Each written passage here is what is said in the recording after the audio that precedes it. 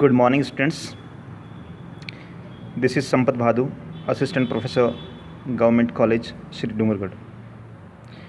Today we are going to take up the choric song of the poem The Lotus Eaters. Let's take up the text.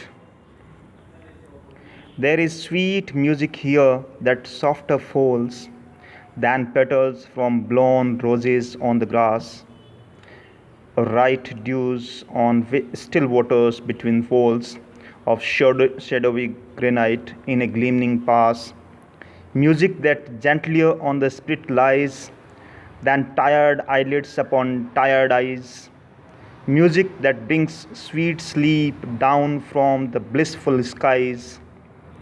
Here are cool mosses deep, and through the moss the ivies creep, and in the stream the long-leaved flowers weep, and from the craggy ledge the poppy hangs in sleep.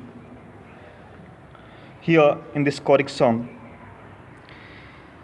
this choric song is the second stanza of the poem.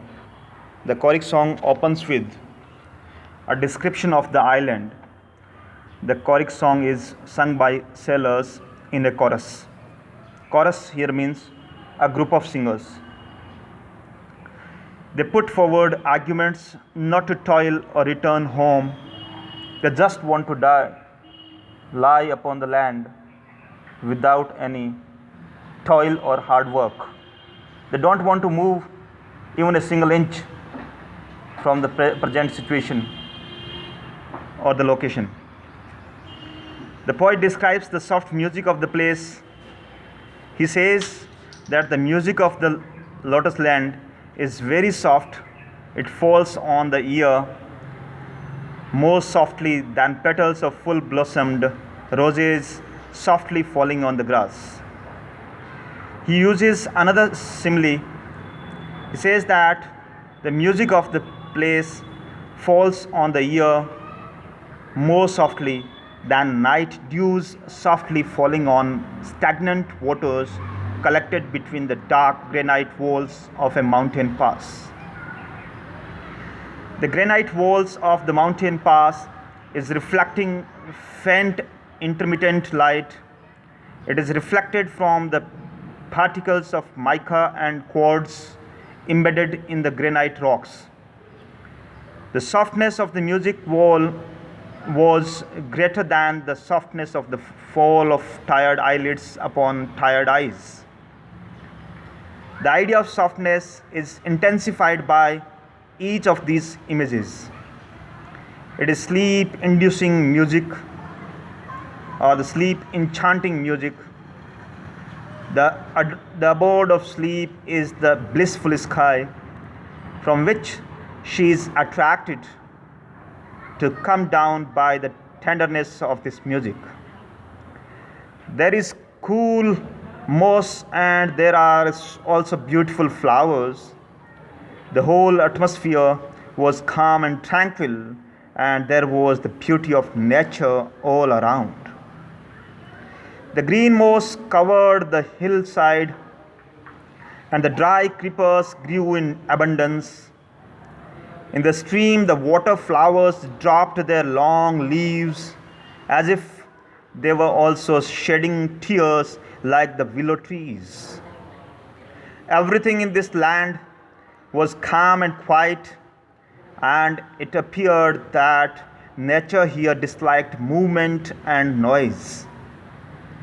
The hill was also remarkable for its silence and static life. The poet says that flowers having long petals drooped like the branches and leaves of the willow, which is called weeping willow.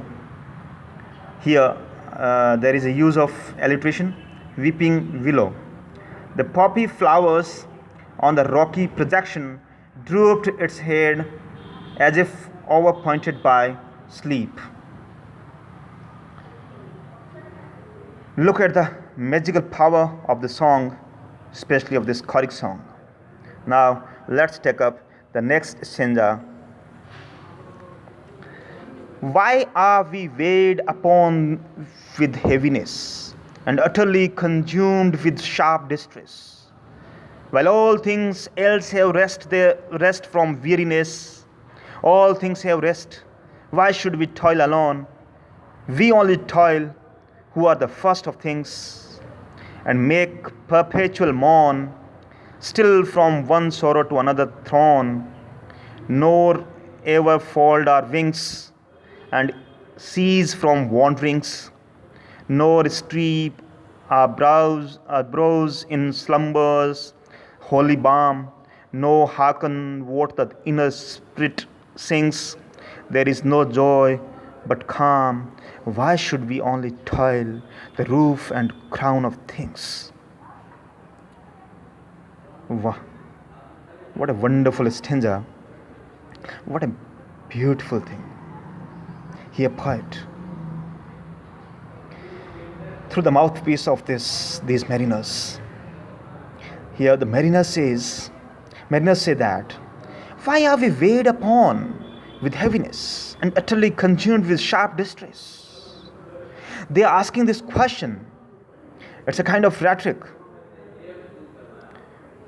They are asking this question to themselves, that why we people, the best of things, the crown of things, why we toil? Why don't we rest? It's quite natural question. Here, in this choric stanza, the mariners compare the miserable lot of man, who is the supreme creation of God, with the happy lot of all other created things. Man is weighed down with mental depression and utterly burnt down with consuming distress. Except man, all things have respite from weariness. Man alone seems destined to toil and utter perpetual groans and moans, as he is ever hurled from one sorrow to another. He never folds his wings in repose or in rest, like birds, or stop from moving about, like beasts at night. Nor can he enjoy sweet and refreshing sleep, nor listen to the small soft voice within which he sings. They sing that there is no joy but calm. In the last line, they say complainingly, why should they alone toil without any rest? Toil here means do hard work, do labor. Although they are the noblest and highest amongst all created things, man is the noblest of God's creatures, and therefore the sailors ask, why man, alone of God's creatures, works and has no rest? Man is the supreme creation of God, and therefore he has a greater right to rest than other creatures. But the argument works both ways. Since man is higher in the scheme of creation, he must not lead a useless animal existence. He must strive for and achieve great things. The Hindu philosophical idea of Anandam connects or connotates calm, joy, peace, and happiness. But here the tired sea men think that there can be no joy other than indolent inactivity. The mariners express a distaste for movement and travel. But if we talk about the toil of human beings, I think personally that we human beings are destined to toil,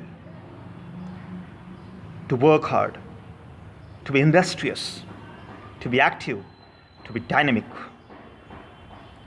We are born to progress. We are born to be proactive, not to recede in life, but to proceed forward.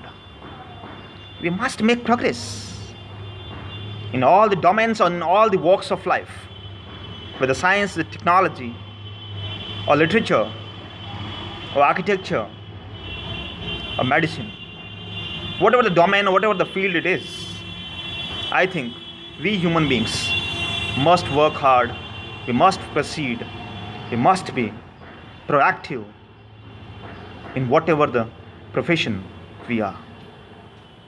That's all. Thank you, dear students.